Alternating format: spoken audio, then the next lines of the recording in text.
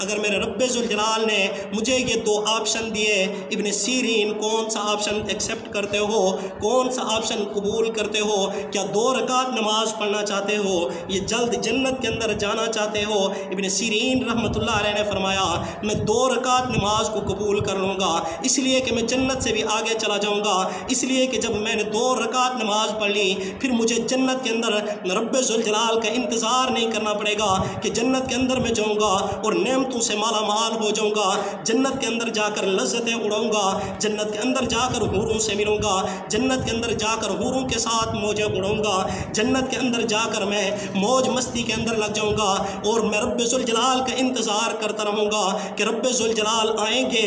اپنا دیدار کرائیں گے۔ میں ایسا نہیں کرتا کہ جنت کے اندر جاؤں اور رب ذوالجلال کا انتظار کرتا رہوں، میں چاہتا ہوں کہ رب ذوالجلال کے لیے 2 رکعت پڑھوں اور وہ 2 رکعت ڈائریکٹ مجھے رب ذوالجلال کے قدموں کے اندر لے کر جائیں گی، تو میں کیوں نہ ڈائریکٹ جنت کے اندر جا کر رب ذوالجلال کا انتظار کرنے کی بجائے ڈائریکٹ جا کر رب ذوالجلال کے قدموں کے اندر اپنا سر رکھ دوں اور جا کر ڈائریکٹ رب ذوالجلال سے ملاقات کر دوں، اس لیے کہ رب ذوالجلال نے قرآن پاک کے اندر فرمایا امن هو قانت آناء اللیل ساجدا وقائما یحذر الآخرہ ویرجو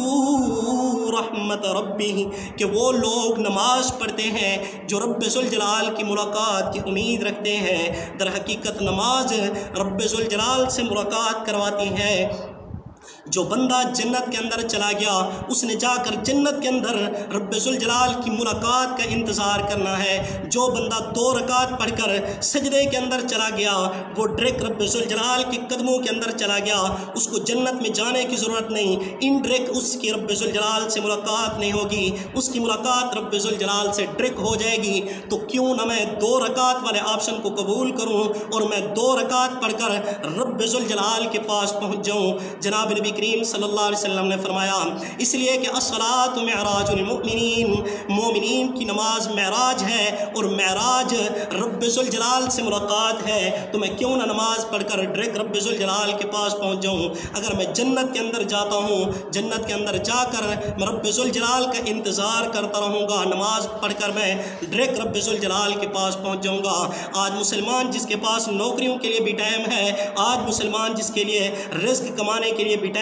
ہے، اس کے لیے نماز پڑھنے کے لیے ٹائم کوئی نہیں، رب ذوالجلال کو ٹائم دینے کے لیے ٹائم کوئی نہیں، باقی ہر جگہ پر جانے کے لیے ٹائم ہے۔ اتنی مصروفیات ہیں کہ کھانے کے لیے بھی کوئی مصروفیات نہیں، پینے کے لیے بھی کوئی مصروفیات نہیں، لیٹرین جانے کے لیے بھی کوئی مصروفیات نہیں، لیکن جب باری آتی ہے نماز کی پھر یہ بندہ مصروف بن جاتا ہے اور یہ کہتا ہے کہ جی میرے ساتھ تو پیٹ لگا ہوا ہے، میں نماز پڑھوں گا تو روزی کون کمائے گا، رزق کون تلاش کرے گا؟ رب ذوالجلال نے فرمایا حبیب لا نسألک رزقا، میں آپ سے بھی رزق نہیں کموانا چاہتا۔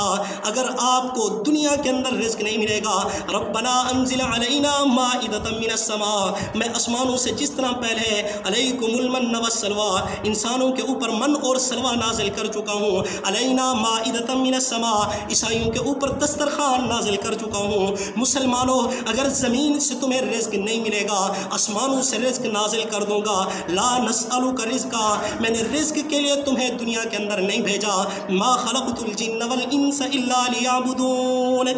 میں نے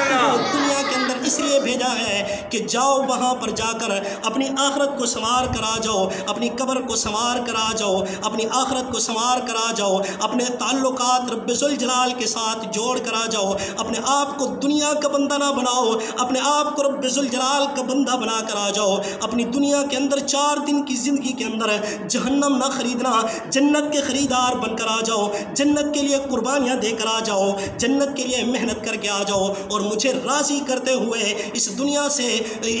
سے راضی کرتے ہوئے آ جاؤ۔ پھر قیامت کا دن آئے گا، قیامت والے دن میں سب کو حکم دوں گا، وہ مجرم ہوں گے ان کو بھی حکم دوں گا، فرما بردار ہوں گے ان کو بھی حکم دوں گا، نمازی ہوں گے ان کو بھی حکم دوں گا، نماز نہ پڑھنے والے ہوں گے ان کو بھی حکم دوں گا کہ سارے سجدے کے اندر چلے جاؤ، سارے سجدے کے اندر چلے جاؤ، تو جو مسلمان نماز پڑھتے ہوں گے وہ تو سجدے کے اندر چلے جائیں گے، اور جنہوں نے زندگی کے اندر یہ کہا ہوگا کہ جی رزق کماتے رہے، کہ جی مہنگائی کا رونا روتے رہے، مہنگائی کی ضد کے اندر تھے، مصروفیات کے اندر پھنسے ہوئے تھے، بال بچوں کے اندر پھنسے ہوئے تھے، نوکریوں اور ملازمتوں کے اندر پھنسے ہوئے تھے، اس لیے سجدہ نہیں کر سکے، کل قیامت والے دن جب رب ذوالجلال فرمائے گا کہ سارے سجدے کے اندر چلے جاؤ، اس وقت جو لوگ دنیا کے اندر سجدے کر کے گئے ہوں گے وہ تو سجدے کے اندر چلے جائیں گے، لیکن جن لوگوں نے دنیا کے اندر کبھی سجدہ ہی نہیں کیا ہوگا ان کی کمر اکڑ جائے گی اور وہ اس دن سجدہ بھی نہیں کر پائیں گے۔